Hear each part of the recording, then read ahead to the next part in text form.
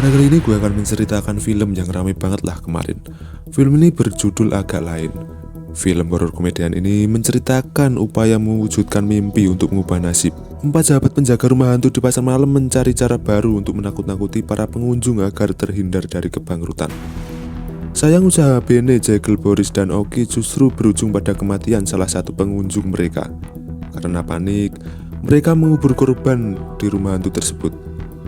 Tanpa diduga arwah korban berkeliaran dan membuat rumah hantu itu seram sampai ramai pengunjung. Dan apakah yang terjadi pada mereka selanjutnya? Okelah, daripada kalian penasaran, mending kita langsung saja ke pembahasannya. Dan jika kalian suka dengan channel ini, seperti biasa silahkan subscribe aja biar gak ketinggalan video menarik lainnya. Makanya itu terbang. Hantu bapak itu mau Film agak lain dibuka dengan menampilkan keramaian di pasar malam Rawasenggol. Tampak Jongki sebagai pengelola pasar malam Rawasenggol sedang mengecek para pengunjung yang ramai pada malam itu. Dia kemudian menyapa pengelola wahana lempar bola yang bernama Bedul. Mereka berdua asik menikmati atraksi anak baru yang bernama Oki di wahana lempar bola tersebut. Oki merupakan mantan napi narkoba yang baru bebas dari penjara. Salah satu pengunjung yang bermain di wahana tersebut sudah 5 kali berhasil tepat sasaran yang membuat tubuh Oki tercebur ke dalam air dan basah kuyup. Oki yang merasa tidak enak badan memohon agar pengunjung tersebut berhenti melempar bola. Sialnya ia tidak mampu mendengarkan karena dia sedang asik menikmati permainannya. Kemudian Oki yang sangat kesal lalu memukulnya. Beruntung Jongki dan Bedul segera melerainya. Karena Oki yang membuat keributan, akhirnya ia dipecat dari kerjaannya di wahana lempar bola tersebut. Kemudian Oki pergi menemui 3 sahabatnya di wahana rumah hantu. Oki meminta tolong Boris dan Bene menerimanya sebagai kru di wahana rumah hantu tersebut. Sialnya kehadiran Oki ditolak mentah-mentah karena wahana rumah hantu yang mereka kelola sangatlah sepi pengunjung, apalagi mereka sudah menunggak sewa 2 bulan. Boris dan Bene curhat kepada Oki bahwa mereka saat ini juga sedang kesulitan dan membutuhkan uang. Boris menceritakan bahwa dia membutuhkan uang 10 juta untuk membayar calo agar bisa masuk tes TNI. Padahal Bene sudah menasihati Boris agar hati-hati supaya tidak ditipu oleh aparat, namun Boris tidak menggubrisnya. Sementara Bene harus berhadapan dengan calon mertuanya yang banyak tingkah. Calon mertuanya meminta Bene menyelenggarakan pesta besar-besaran sesuai adat. Adat itu membutuhkan uang yang tidak sedikit. Bahkan sang calon memberikan ultimatum kepadanya, apabila tidak bersedia sudah ada orang lain yang siap akan melamar anaknya.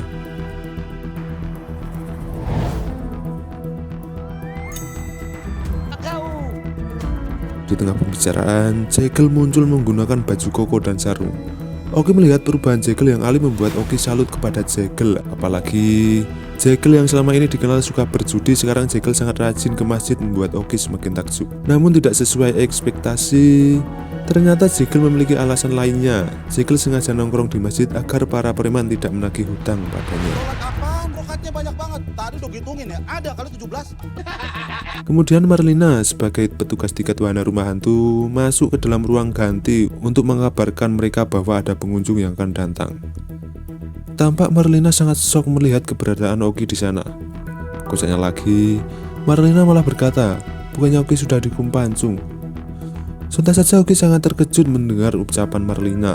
Namun Oki menyadari semua berita hoax itu bersumber dari mulut Boris CS. Setelah itu, Boris dan teman-temannya mulai beraksi di wahana rumah hantu. Boris menjadi kuntilanak, Jekyll menjadi pocong, dan Bene menjadi suster ngesot. Kedua pengunjung itu komplain karena rumah hantu yang dikelola geng Boris hantunya tidaklah seram. Apalagi kostum yang digunakan Boris CS terlihat biasa saja.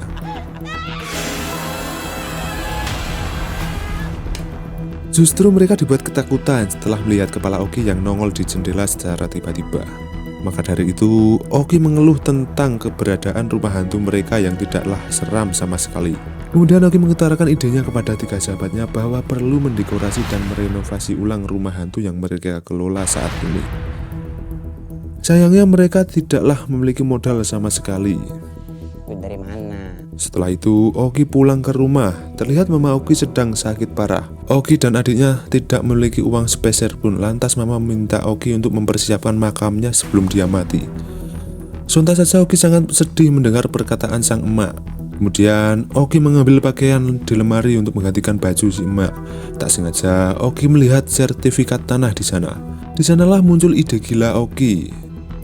Sementara itu, Jongki sedang menyewa uang sewa lapak kepada Boris CS karena kalau tidak membayar sampai akhir bulan, sudah ada yang akan menggantikannya. Kemudian Oki datang dan dia meyakinkan Jongki bahwa mereka akan membayar tunggakan sewa. Tanpa basa-basi, Oki menawarkan sertifikat rumah momennya sebagai penyelamat masalah mereka. Meskipun di awal Boris, Bene dan Segel menolak karena menganggap Oki anak durhaka, namun tetap saja tawaran Oki sangat menggiurkan, membuat geng Boris menyetujuinya. Oki kemudian menyuruh mereka untuk membuatkan surat kuasa. Malam harinya, Oki mengajak emaknya berbicara empat mata. Terlihat sang adik yang sedang menyuapi emaknya makan, sehingga membuat Oki kesulitan berbicara dengan si emak. Lantas dengan berbagai cara Oki lakukan agar sang adik pergi dan membiarkannya berbicara berduaan saja. Tujuan Oki sebenarnya ingin mengelabui si emak agar menandatangani surat kuasa. Di awal si emak mulai curiga, dia berniat membaca isi surat tersebut. Namun Oki berdalih, dia mengatakan surat itu adalah daftar obat dari rumah sakit. Jika si emak tanda tangan, maka obat yang dibeli selama ini akan mendapatkan diskon 80%. Singkat cerita, Oki berhasil membohongi emaknya sehingga sertifikat tanah bisa dia gadaikan.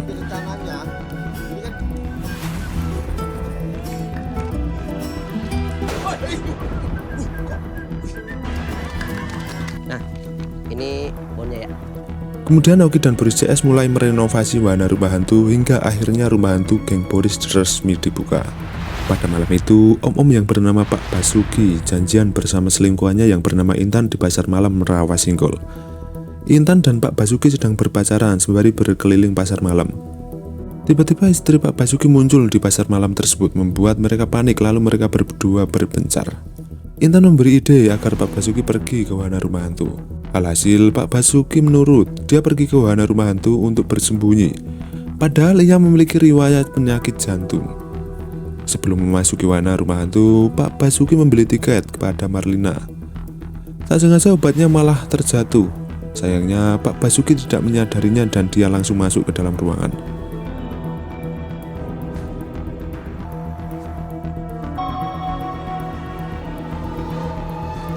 Suasana mencekam menghantui sekitaran rumah hantu membuat Pak Basuki ketakutan.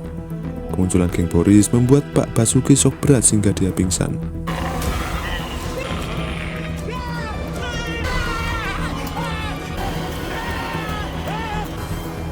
Karena Pak Basuki pingsan, geng Boris kemudian mengecek nadi di sekitar leher dan pergelangan tangannya. Mereka panik bukan kepalang karena mengetahui Pak Basuki telah tewas di tempat karena penyakit jantungnya. Dikarenakan keadaan mulai genting, Oki meminta Jegel untuk menutup rumah hantu. Jegel yang masih menggunakan kostum segera pergi menemui Marlina. Sontak saja Marlina terkejut dan spontan mengajar Jegel karena dikira dia hantu beneran. Lalu Jegel meminta Marlina pulang duluan karena wahana rumah hantu mau tutup. Jegel merahasiakan kematian Pak Basuki dari Marlina hingga berbagai alasan Jegel sampaikan agar Marlina mau pulang. Sementara Boris mulai panik, dia menyarankan agar mereka lapor polisi. Namun Oki langsung menolaknya dikarenakan dia merupakan mantan napi. Lantas Jegel menyarankan bahwa mereka mengubur mayat Pak Basuki di wahana rumah hantu tersebut dikarenakan tidak ada pilihan lain, mereka terpaksa bersama-sama mengubur mayat Pak Basuki. Setelah berkeliling berpencar dengan Pak Basuki, Intan mencari Pak Basuki di rumah hantu. Dan ternyata wahana rumah hantu tersebut telah tutup. Kemudian Intan menemukan obat jantung milik Pak Basuki yang jatuh di dekat loket tiket wahana rumah hantu. Tanpa berpikir panjang, Intan masuk ke dalam wahana rumah hantu tersebut dan berharap bertemu dengan Pak Basuki. Sontak saja keempat sekawan tersebut terkejut melihat kehadiran Intan di sana. Kemudian Intan bertanya kepada mereka di mana keberadaan Pak Basuki. Apalagi geng Boris baru mengetahui fakta dari Intan bahwa Pak Basuki mengidap penyakit jantung. Geng Boris mengatakan kepada Intan bahwa mereka tidak melihat Pak Basuki masuk ke dalam wahana rumah hantu. Coba kalau dia masuk sini, terus mati di sini, siapa yang mau tanggung jawab? Sementara itu, Jongki sedang mewawancarai karyawan yang baru seminggu bekerja sebagai office boy di wahana. Pekerja itu bernama Obed dan ternyata dia bisu. Hal itu membuat Jongki bingung saat berkomunikasi dengan Obed. Haleluya. Tak lama kemudian, Bedul datang mengunjungi Jongki. Lalu Bedul menyapa Obed. Yang lebih kocaknya lagi, Bedul ternyata lebih paham bahasa si Obed dengan baik. Kejadian absurd itu membuat Jongki geleng-geleng kepala. Kemudian Bedul mengutarakan maksud dan tujuannya datang ke kantor. Sebenarnya maksud kedatangan Bedul ingin menanyakan sewa tempat milik wahana rumah hantu. Namun Jongki memberitahukan bahwasanya geng Boris mau membayarkan tunggakan sewa lapak mereka. Saat Marlina sedang bertugas mengecek keadaan rumah hantu, dia menemukan topi Pak Basuki di sana. Sementara itu, kejadian meninggalkannya Pak Basuki membuat geng Boris frustasi. Ketika Bene pergi kencan dengan pacarnya, terlihat dia sangat murung. Ditambah lagi sang pacar yang bernama Anggi membicarakan uang sewa rencana pernikahan mereka. Kita harus DP dulu. Di base camp, mereka membahas keadaan rumah hantu. Tak lama kemudian Mama Boris melakukan video call membuat para bestie segera bertindak. Mereka bercosplay menjadi aparat TNI membuat Mama Boris menjadi senang.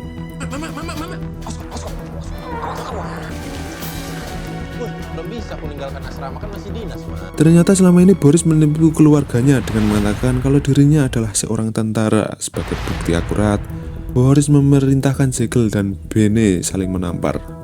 Mau tidak mau, kedua bestie itu terpaksa menuruti perintah Boris agar sang mama percaya bahwa anaknya memanglah anggota TNI berpangkat tinggi. Seumpama kau sudah bisa pulang ya, Mang? Iya, Mak, nanti aku kabarin. Oke. Selesai Boris menutup telepon, Jekyll dan Bene atau ngamuk. Lalu Oki dengan sikap menengahi pertikaian mereka. Singkat cerita, mereka akhirnya memutuskan membuka kembali rumah hantu pada malam harinya. Terjadi sesuatu yang aneh di ruang kostum. Awalnya mereka mengira kejadian itu disebabkan oleh angin. Mikir macam-macam.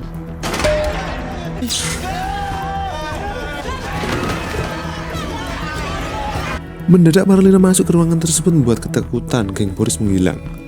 Marlina kemudian mengabarkan bahwa para pengunjung sudah siap untuk memasuki wahana rumah hantu. Ada seorang seleb TikTok yang masuk ke wahana rumah hantu. Dikala memasuki wahana, live TikTok sembari menikmati keadaan angker yang ada di dalam rumah hantu tersebut. Tak diduga arwah Pak Basuki nongol di sana membuat mereka lari ketakutan.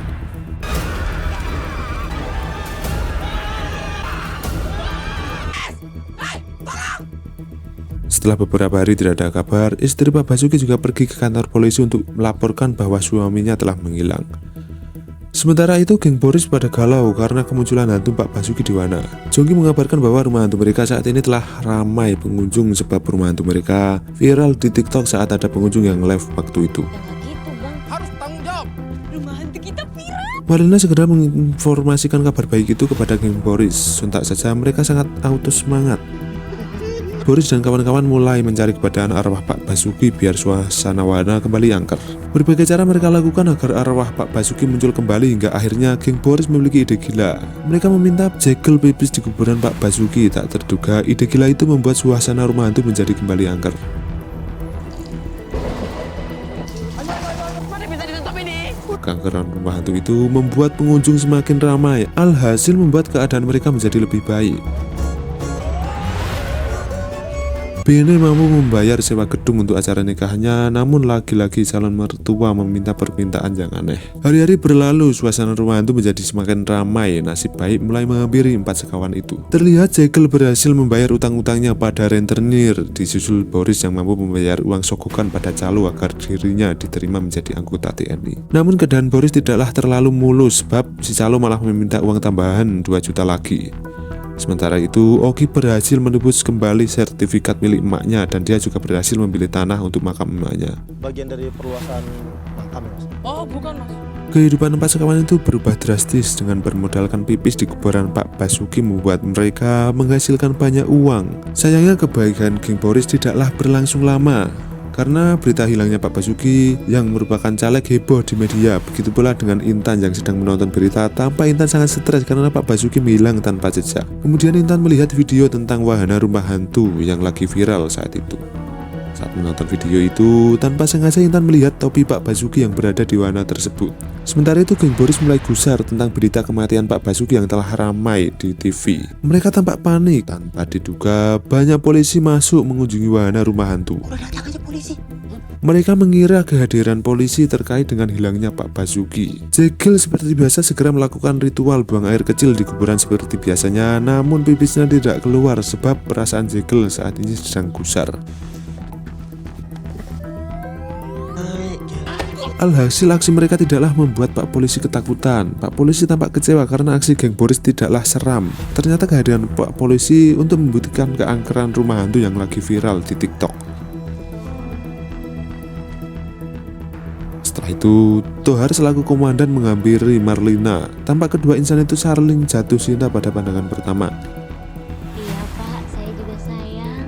Tanpa diduga, Intan ngelabrak geng Boris yang lagi ngitung uang. Intan menduga bahwa Pak Basuki mati di wahana rumah hantu karena terkena serangan jantung setelah ditakut-takuti oleh mereka. Awalnya 4 sekawan itu tidak mengaku, mereka malah memarahi Intan karena datang berkunjung. Tak terima disudutkan, sebagai bukti Intan menunjukkan topi milik Pak Basuki yang tertinggal di wahana. Pada malam itu. Sekarang kalian mau alasan apa lagi? Karena tidak bisa mengelak lagi, mereka kemudian mengaku dan menyalahkan Intan. Lantas Intan yang merupakan pelakor menangis di depan kuburan Pak Basuki karena iba geng Boris ngasih uang penghasilan mereka ke Intan sebagai uang tutup mulut. Kemudian mereka menyuruh Intan pergi jauh dari kota itu.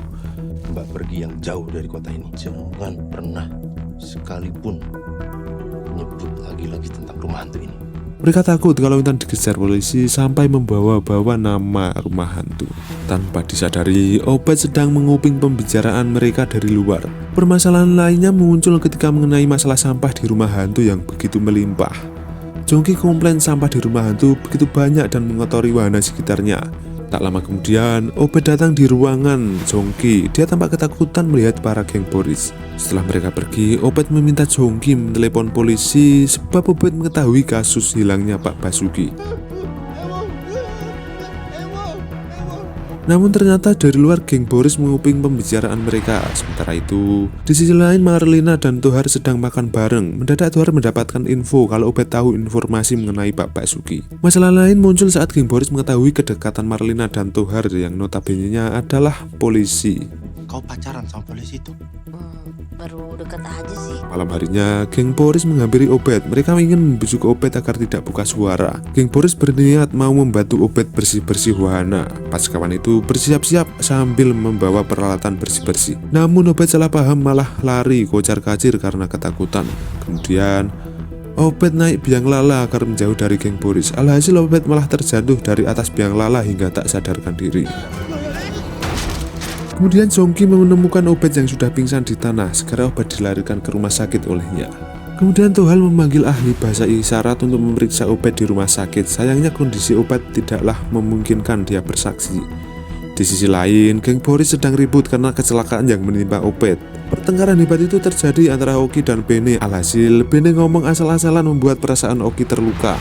Sedangkan Boris dan kawan-kawan sibuk memikirkan keadaan mayat Pak. Mereka memiliki ide hendak memindahkan mayat Pak Basuki ke makam Mama Oki. Hingga akhirnya 3 sekawan itu menyetujui ide tersebut. Jegel mendamaikan Bene dan Oki yang masih bertengkar. Setelah itu Jegel membujuk Oki agar mau menjamkan makam mamanya. Kita pinjam makam mamamu. Sontak Oki langsung ngamuk dan menjeburkan Jegel ke dalam kolam. Segala upaya dilakukan agar Oki mengizinkan mereka menggunakan makam mamanya. Hingga akhirnya Oki luluh juga dan menyetujui usulan mereka. Sementara itu, ketika Intan hendak akan kabur dari rumahnya, polisi segera menangkapnya. Intan mulai diinterogasi oleh Pak Tohar. Yang awalnya Intan mengelak, dia tidak mengakui tuduhan polisi kepadanya. Kemudian Tohar menunjukkan bukti botol obat Pak Basuki yang berada di kamar Intan dan bahwasanya semua bukti mengarah kepada Intan. Di malam harinya, geng Boris menggotong mayat Pak Basuki keluar wahana rumah hantu. Tak sengaja mereka bertemu dengan Jongki. Di situ Jongki mau membantu mereka, namun mereka tolak. Kelihatannya aja berat, Bang. Aslinya. Singkat cerita, akhirnya 4 sekawan itu berhasil membawa mayat Pak Basuki menggunakan mobil box. 4 sekawan itu pergi menuju kuburan. Tanpa mereka sadari, ternyata di depan kuburan terdapat kantor polisi sehingga geng Boris harus menggunakan keahlian mereka menakut-nakuti Pak Polisi yang jaga pos.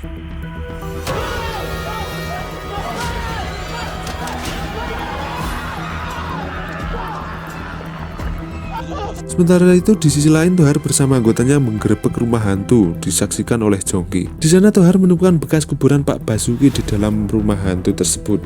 Dari awal Marlina tidak mengetahui kematian Pak Basuki. Kemudian Marlina pergi ke ruang make up dan dia menemukan sebuah kertas. Lalu kemudian Marlina memberikan kertas petunjuk itu pada Bang Tohar. Ternyata saat itu geng Boris lagi sibuk gali kuburan. Tak lama kemudian Oki mendapatkan telepon kalau mamanya telah meninggal dunia. Lengkap sudah penderitaan 4 sekawan itu. Semuanya hancur dalam seketika. Oki menangis mendengar kabar duka tentang emaknya. Oki meminta teman-temannya pergi karena dia yang akan menanggung semua kesalahan itu. Namun geng Boris tidaklah mau meninggalkan Oki sendirian selaku sahabat mereka. Biar aku yang tanggung semuanya. Tak lama kemudian, polisi datang ke lokasi kuburan hingga akhirnya geng Boris tertangkap atas tuduhan pembunuhan Pak Basuki. 4 sekawan itu dijatuhi hukuman selama 2 tahun 4 bulan. Mana? Lanjut rumah hantu? Singkat cerita, setelah 2 tahun berlalu mereka akhirnya keluar dari penjara. Terlihat sang adik datang menjemput Oki, abangnya. Begitu pula dengan Mama Boris menjemput anaknya. Dikarenakan gagal menjadi tentara, Mama Boris meminta anaknya mendaftar saja di Satpol PP. Sementara itu, Bene bersedih karena tidak dijemput oleh kekasihnya. Setelah itu Oki pergi ke makam emaknya. Teman-temannya ikut berziarah di sana bersama Oki. Boris berusaha menyemangati Oki agar tidak bersedih lagi. Kemudian kekasih Bene datang mengambil Bene di kuburan Mama Oki. Awalnya Bene salah paham karena mengira dia sudah menikah dengan pria lain. Namun setelah mengetahui ia masih jomblo, Bene segera mengajak Dian menikah. Cukup. Aku paham. Semua kan memang salah. Aku belum kawin, woi. Namun ia memberitahu syarat agar hubungan mereka direstui. Bapak meminta Bene mengundang tamu sebanyak 3.000 undangan. Sontak saja Bene auto pingsan setelah mendengar permintaan yang tambah berat dari calon mertuanya. Tamunya harus 3.000. Dan cerita pun tamat berakhir sampai di sini. Sangat menarik bukan, berawal dari Wana yang sepi sampai membohongi emaknya untuk modal renovasi Wana yang tidak terduga tempat itu membunuh seseorang. Jika kalian suka dengan channel ini, silahkan like dan subscribe aja biar gak ketinggalan video menarik lainnya. Bye bye.